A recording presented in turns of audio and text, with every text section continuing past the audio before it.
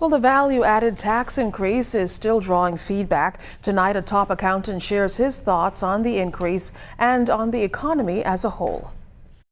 Incoming president of Commonwealth Bank Raymond Winder describes the country's cash-based accounting process as being in a poor state for many years, and that's why he says government had to address the issue before it gets any worse. He noted how the current format won't work, so Bahamians must understand government's reasoning for increasing the value-added tax rate to 12%. What most governments around the world use is what we call a modified accrual basis, where the government capture those kinds of items as they go through the day-to-day operation. So at any given point in time, they know what are their commitments and what do they have left over to spend in the future.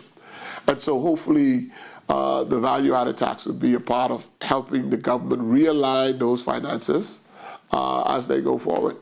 And while adjusting to this increase may be challenging for some initially, Winder says it's too early to determine whether that rate is sufficient. We don't know if we may have a hurricane. If we have a hurricane, all bets are off.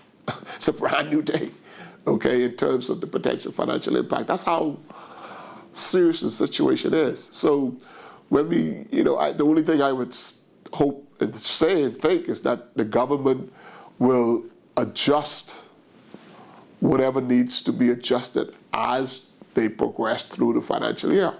But beyond the increase to value-added tax, the incoming Commonwealth Bank head says it's an interesting time for the financial services sector as a whole, and stakeholders must now explore new markets in order for the jurisdiction to remain competitive. We cannot rely on the old rules of confidentiality. We must, in fact, bring real value to the table to substantiate why someone would want to come and do business in the Bahamas. But I'm a strong believer that because of where we're located, because of our experience historically as a jurisdiction in these areas, we still have opportunities. Obviously, we're going to have to fight real hard. We're going to have to work real hard because the competition is keener. C.S. Scatterly, ZNS Network News.